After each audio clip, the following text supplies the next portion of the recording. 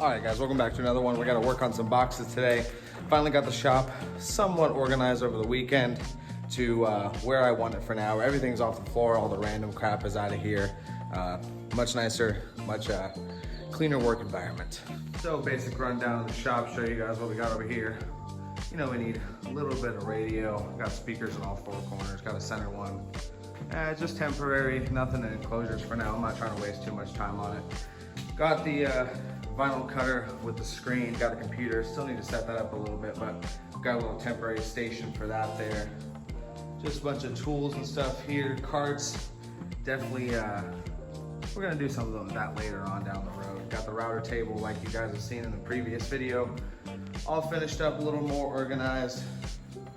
Got my router bits hung up over there.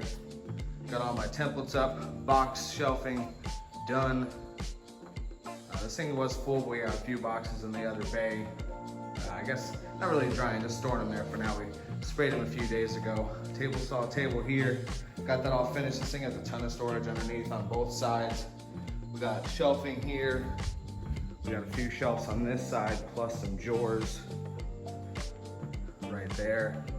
And then on this back end over here, we got an open area where we got some storage totes and stuff like that. We got our bandsaw, both our table sanders, the smaller bandsaw, drill press, chop saw, clamp slash random crap rack, and got the metal saw here with the compressor.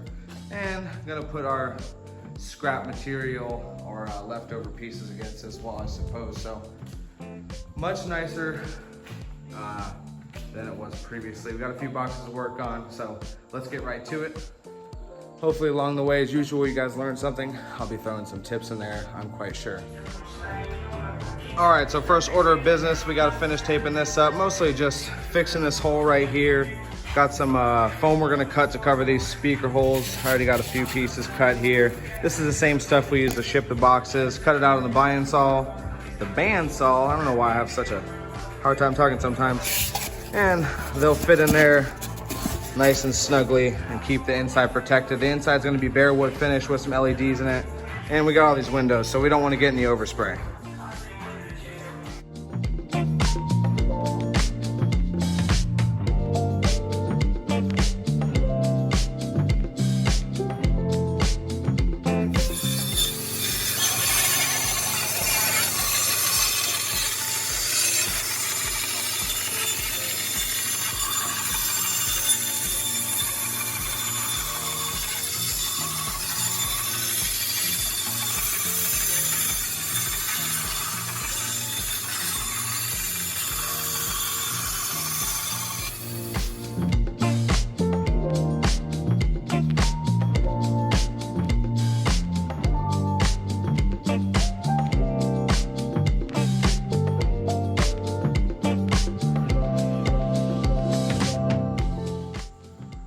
We got the windows all taped up and fixed. Got the sub holes blocked off. Then we went ahead and stuffed some t-shirt material inside that port. We went nearly to the very end of it. We do not want to go inside the box. We also want to make sure the port that you're going to see on the outside is going to be black like the outside of the box. So this thing's basically ready for primer. We're going to bring it over into the other room and start getting this thing primed up.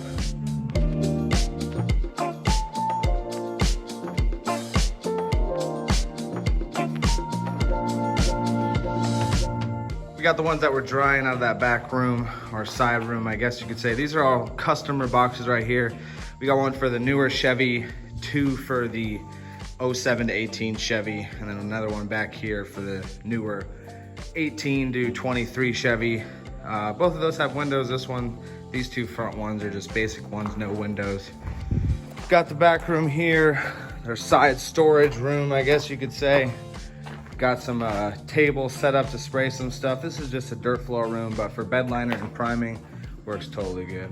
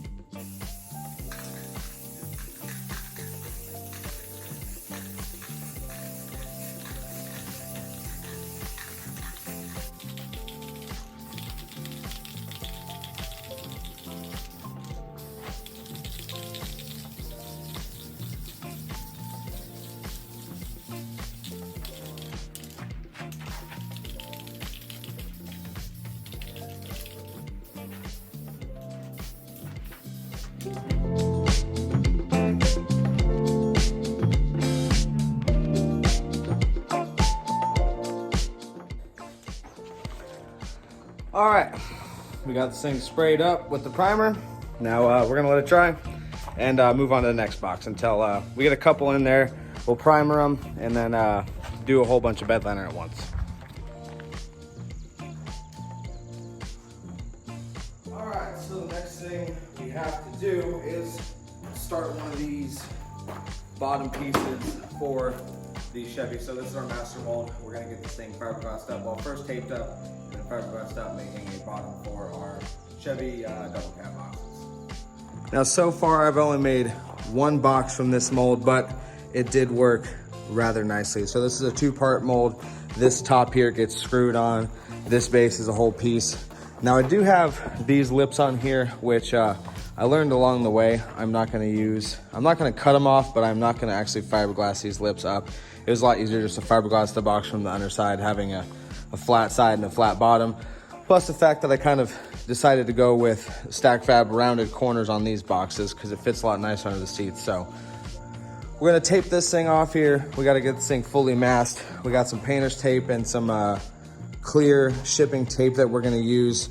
Get this thing taped up and get some fiberglass resin and mat down on it. And in the meantime, while that's drying up, we got a few more projects to work on.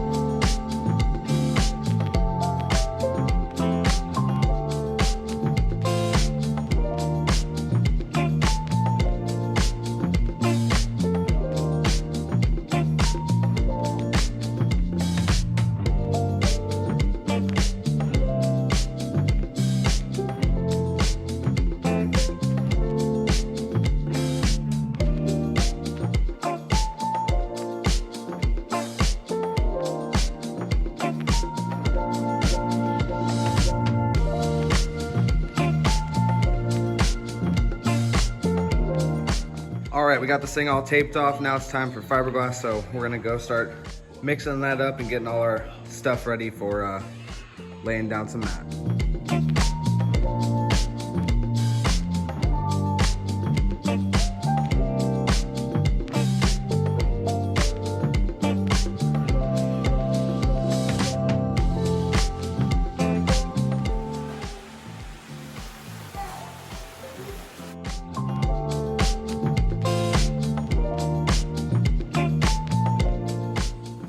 So we got a few chip brushes, some mixing cups. This is MEKP. This is red. Normally what you see is clear. They have red tinted, or it's technically pink tinted MEKP at the fiberglass place that I go to, Sigma Marina. That's the place I used to go to in Tarpon Springs. I'm gonna have to find a new place for this, but you should be able to get it off TPC or FGCI Global, either way. This is all-purpose polyester fiberglass resin, and we got our fiberglass mat here. So whether your fiberglass is new or old, definitely one thing they're gonna always tell you to do. Well, I don't know how many actually instruct you to do it, but you definitely want to shake this stuff really good if it's sitting. Even on the store shelf, you never know how long something might be sitting for. If I go more than a couple of days without using it, I'll make sure I shake it up a bit.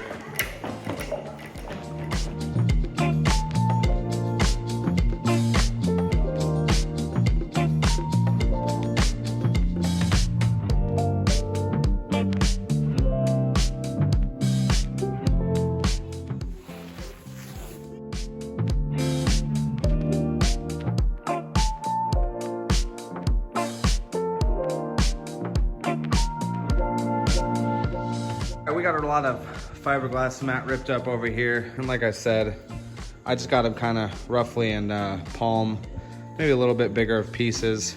Some are a little more inconsistent than others, but that's okay. This is still gonna make it a lot easier to lay down all this fiberglass.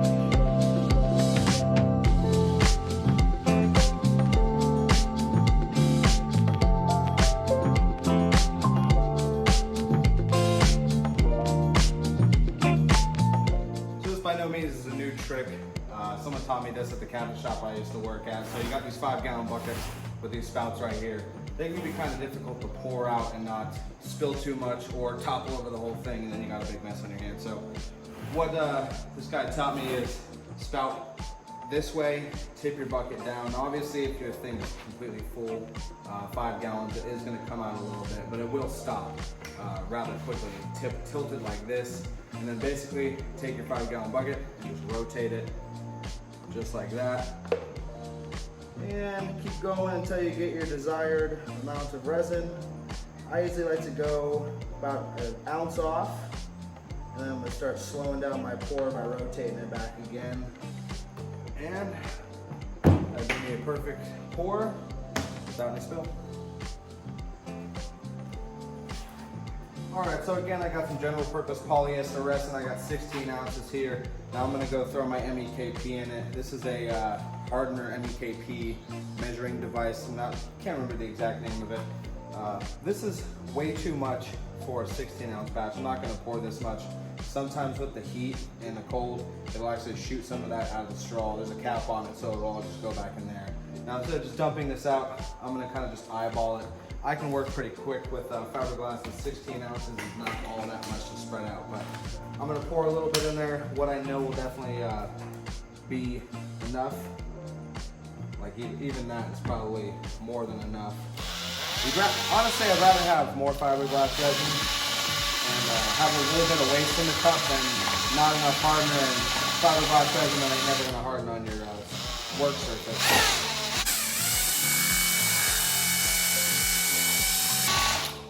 I'll put a little more in there.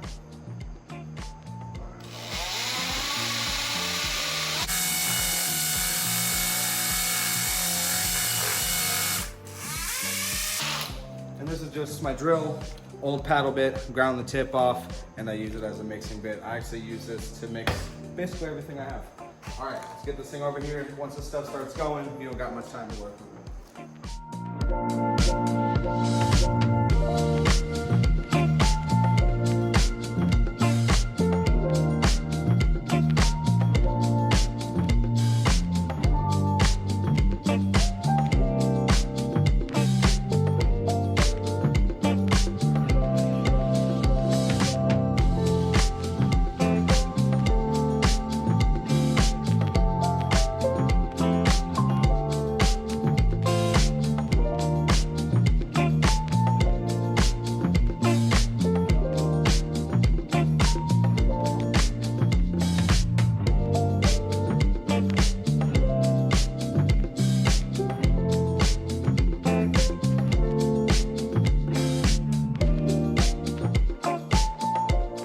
So we got 2 layers of fiberglass down on this thing now, and it's been drying for 24 hours. We're gonna start popping this mold out of here, and then the next step is gonna be trimming it up. Now I did now I'm saying 2 layers, but really what I did is I broke this in 3 sections and did 16 ounces in each batch, basically putting as much fiberglass mat as I could possibly get to be fully saturated with 16 ounces of resin in the 3 sections of the enclosure. Said I break this up in 3 sections. It'll be 1 here, 1 in the center, stopping here, and then the end going all the way over, you know, front to back all the way. Now 16 ounces is gonna cover 1 section each. So 1, 2, 3 different batches of resin.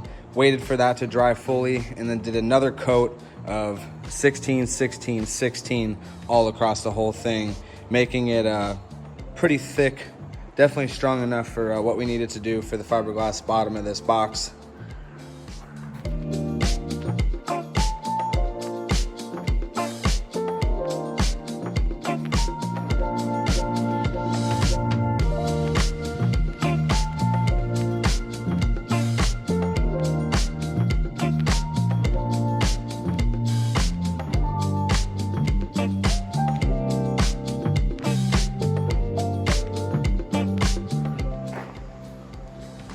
Here is our master mold without any tape on it.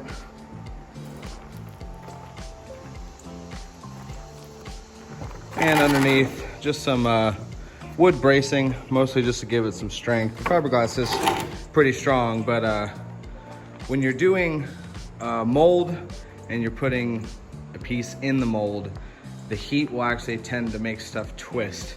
And as it's drying, it'll twist. And this, with the tape, it actually sticks pretty well. The fiberglass sticks pretty well to it. So if you don't have a really strong master mold, it can actually tweak and bend as it's curing. So here's our popped out piece.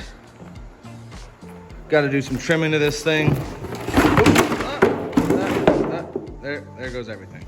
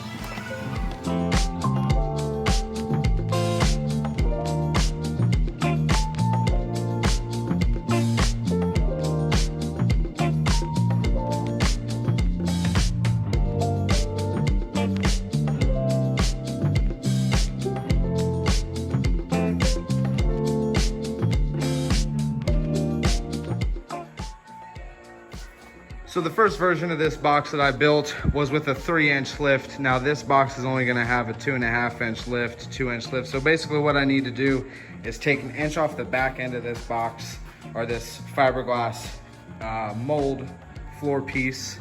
This right here is an example of what the 3-inch one would look like. This is kind of like my first, the first piece I popped out of the truck. This is what I used to get my master mold. This is extra thick, that's why I want to keep this one. I'm not going to use it for any production. Plus it kind of has string in it, and that's mostly just to give it some extra strength. But either way, this height right here is made for a 3-inch seat lift. So I'm going to take down and cut this 1 inch, and that'll make it fit for a 2-inch seat lift, 2.5-inch seat lift, give it a tiny bit extra room. So we're going to cut this down. Basically what I did was I propped this up on my table, which I know is flat, and took a piece of wood and a Sharpie, laying it flat across the table, and traced out my 1 inch. You can see it kind of varies from place to place, but I'm gonna just say that's inconsistency, because you can even see the height of here and here is different. So we're gonna take that inch off of there, and that'll bring it to the proper height that we need it to be at.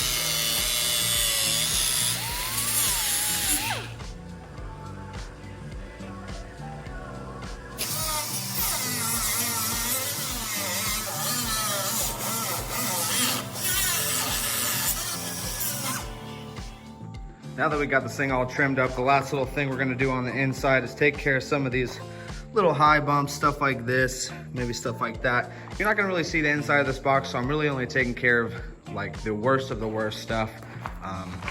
Like to keep my work clean inside and out whenever I can. So a little bit of sanding and we'll be ready to start adding some wood.